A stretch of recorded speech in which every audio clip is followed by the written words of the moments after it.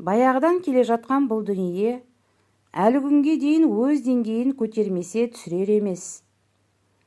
Балаңның маңдайына күйе жақ, шашыңды байлап қой. Сәбиіңнің киіміне көзмоншақ тақ, ішкі киіміңді сырт айналдырып ки. Сонда біреудің көзі өтпейді деген мәні түсініксіз сөздерді әрдайым естіп жататынымыз жасырын емес. Бір ескеретін жайт, қоғамымызда бұған сенбейтіндердің де қатары көңіл көншітерлік. Көз тию дегеніміз не? Көз жақсы адамға, жас сәбиге, жүйрік атқа, әдемі қызға тиеді деп қазақ халқымыз болжаған. Көз тию бір балаға немесе қызға, тіптен ересек адамға қарап оны мақтаса, ол адамға әсері тиіп, тіпті ақ қалатты абзал жандар да көмек қолын соза алмауы ғажап емес. Бұлай дейтініміз, көз тию қазақ халқында баяғыдан келе жатқан құбылыс. Ал бұған халқымыз қалай қараған?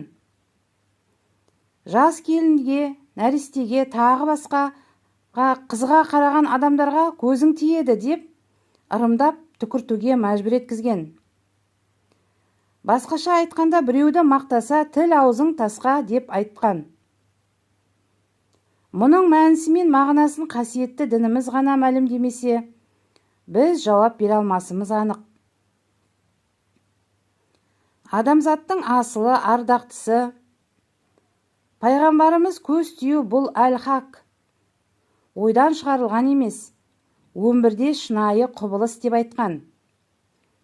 Бір хадисте көз тию ақиқат, ол түйені қазанға, адамды қабірге түсіреді делінген. Құранда кезінде Жүсіп пайғамбардың әкесі Жақып пайғамбар өзінің балаларын Мысыр еліне жіберіп тұрған кезде оларға былай депті: «Уа балаларым, бәрің бір қақпадан кірмеңдер, бөлек-бөлек қақпадан кіріңдер. Алладан келген тағдырды өзгертуге менің шамам жетпейді.